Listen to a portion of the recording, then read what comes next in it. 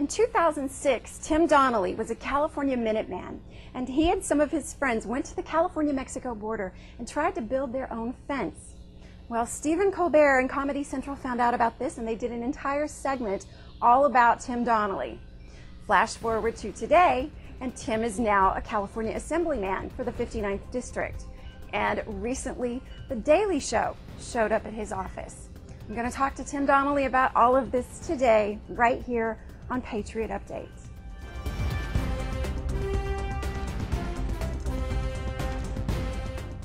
So this is Tim Donnelly. So good to meet you. Very nice to meet you. Yeah, I want to start talking about the Stephen Colbert thing, because once I saw that, I understood why The Daily Show went to your office. Because why would they go after just a random assemblyman out of nowhere? It's because you're doing something they're threatened by, and they know that you're somebody to watch, don't you think? Well, back then I didn't think anything of it. You know, as a matter of fact, I didn't want to do the Colbert Report because I just, you knew who they were. Well, yeah, and I thought, okay, what good is this going to do? I always analyze things and think, what good is it going to do? But, you know, and back then it was very risky, because even talking about illegal immigration was a politically very dangerous thing to do, and yet somebody needed to do it. Yeah. And so, since I had formed the largest Minuteman group in California, and we were doing something, I mean, we built a fence, and we did it with citizens, and we did it in the middle of the debate, and we timed it that way. We actually picked April 28th for them to film it, and they put it on air on May 1st. And so what exactly were you trying to accomplish? Were you trying to make a fence that was impenetrable, or, I mean, because that... Absolutely not. Okay. No. It was a statement. Everything that we did was designed to leverage the media. Yeah. And yet at the same time we were helping to secure the border, and we were also helping to educate hundreds, thousands, and maybe at some point even millions of people about the fact the border was wide open. So we found a spot where you have a meadow where taxi cabs pull up and they unload people. Wow. And, you know, and that's during the day. And those are people who are just coming for a better life, and they'll come in groups of 10, 15, 20, and they go through these rocks, these areas, and where one Border Patrol agent cannot control that area. At night, it's a whole different matter. At night, women out there are routinely raped. The drug cartels are bringing through tons and tons of drugs. That's where they send their mules through. They had a place up in the rocks we called the High Point Hilton, where you found evidence of, you know, thousands of crossings, and we found a lot of the Arabic prayer cloths and some of their books. And we heard one night men speaking in Arabic, and when you're Arabic, it costs $50,000 to get through. Whereas if you're just an ordinary, you know, person looking for a better life, it might be $1,500 or $2,000. Now, ironically, Stephen Colbert didn't talk about any of that on that segment of no, of the you know, show. he was trying to make fun of us, yeah. and we made fun of ourselves a little bit. Yeah. And yet he tried to make us look like we were all crazy. But, you know, I think it really backfired on him. Because oh, yeah, absolutely. Across this country, people now recognize, back then there were 2,000 people who had been killed in the drug war. The media, the mainstream media, has finally caught up with the story, and in the last 4 years, it's 40,000 dead. So, you know, when they want to make fun of us and act like we're just people who are standing against the poor person coming for a better life, we never stood against them. As a matter of fact, we helped save their lives in many cases. We operated as a border search and rescue.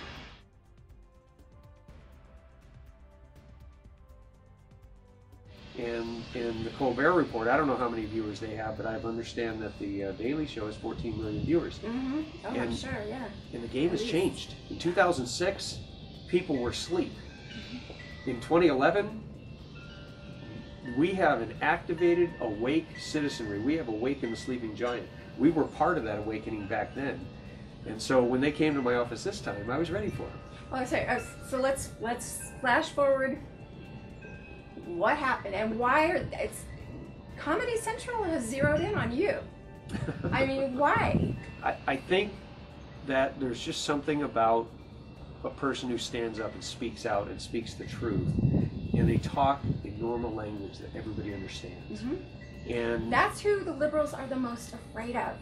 People that can get through to people, to the regular people. Yeah, and you know what the wonderful thing is? I've gone up to Sacramento thinking I might be the only one there because I didn't trust anybody. I didn't know about this political system. I mean, I ran for office. Not trusting Sacramento, California. That's just, I don't know why. I ran for office and I started in February for a June primary.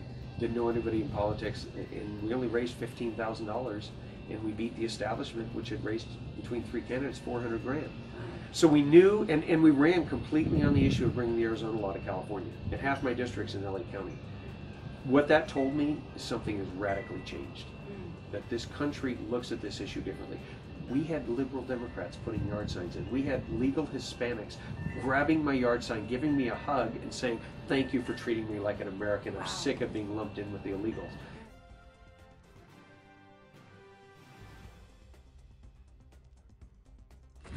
John Oliver came with a crew, and a lot of the people in the Capitol actually knew who he was. I'd never seen him, so it seemed like a nice enough guy, very clever. He's fixated on a couple things. First of all, I think a big reason they targeted me is I'm a Tea Party guy.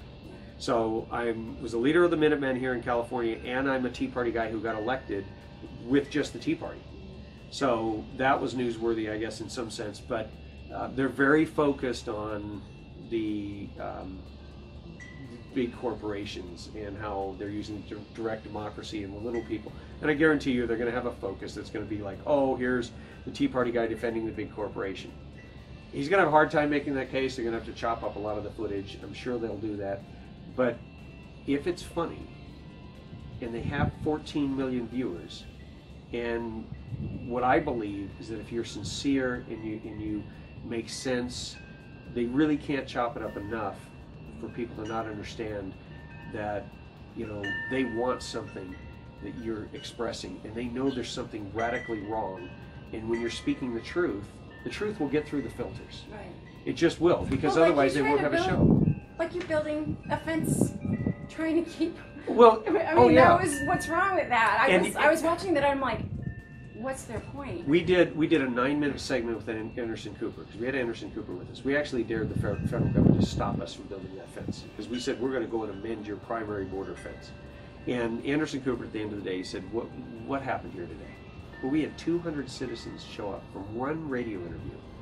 200 citizens showed up, 144 vehicles. They brought welding equipment, they brought hammers, gloves, and I looked down the line. I said, the people are done talking. They're speaking with post hole diggers, they're stringing barbed wire, and they're telling the Senate, we want a fence, and we don't want amnesty. It isn't complicated.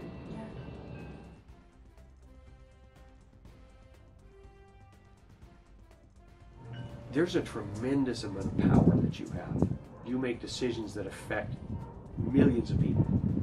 And so people are constantly knocking at your door and trying to persuade you and make you feel like you're a genius. I mean, I've never felt sexier in my life.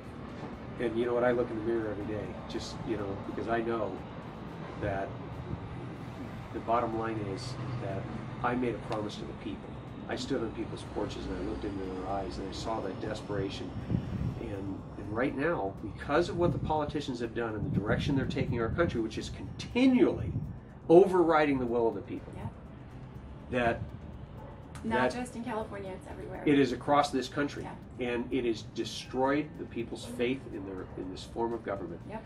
And we are literally looking at the extinction of this great experiment that the founders risked everything for. Remember, they pledged their lives, their fortunes, and their sacred honor.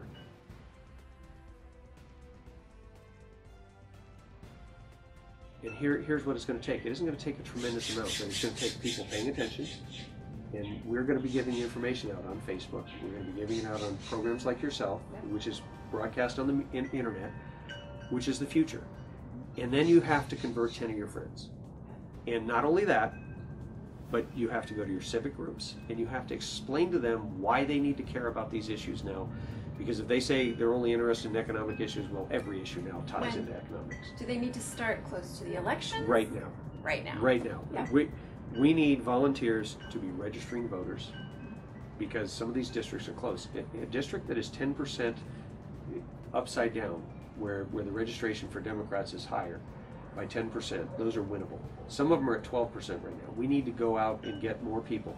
There are people right now who are angry. They've been on the radio, mainly over the DREAM Act and a couple of other issues that just burn them up, and they're saying, I'm leaving the Democrat Party. We need to take them up on their offer and make it possible and make it easy for them to show up at their doorstep, and you know what? That work needs to be done now. Yeah. And then they need to join their local Tea Party, their local Republican group, or form their own group. You know, you don't have to be a Republican. This is a Californian issue. This is an American issue. And you know what? There's tremendous power as these groups are forming. Yeah. The politicians are scared to death.